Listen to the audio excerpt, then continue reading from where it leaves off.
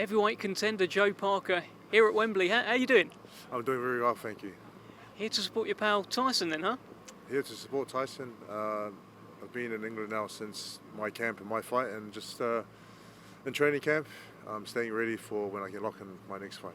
Well, let's talk about this fight, this Fury-Whyte fight, because you're quite a qualified voice on this. You've boxed Dillian Whyte. You see Tyson every day. You're in training with him. Where's your head at with this fight? How do you see it playing out? I think I'm probably a little biased because I'm very good friends with Tyson and in camp with him, so I feel he has too much for Whyte. Size-wise, power-wise, strength. He can move, he can fight, and so I think he's going to get Whyte out of there in the first 6 rounds. What do you think he needs to be wary of against Dillian? Dillian's got, a very strong counter left hook. I got caught with it and it put me down, so he has to be wary of that. But I think Tyson overall is too smart, and he's a very smart fighter when he's in the ring. What do you make of the build-up around this, the lack of noise coming from Dillian Whyte? Has there been talk about it in camp? Is Tyson talking to you about it? What's your feeling? He hasn't really said much. He's not really phased. I think this, on the way here, he said, "I'm going to be here. This is a Tyson Fury show." So he's here to promote the fight, to promote himself, and to show that he means business.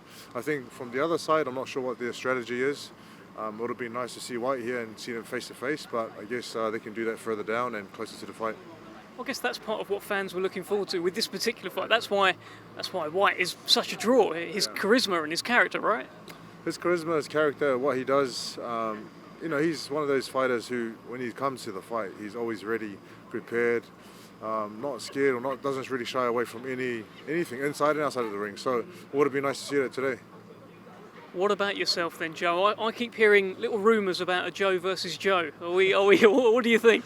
David Higgins, my manager, is working on a few options, waiting for a few offers to come in, talking to Joe Joyce and his team, and I think if we can come to a good, deal, then we should lock it in and get it done. Joe versus Joe will be good.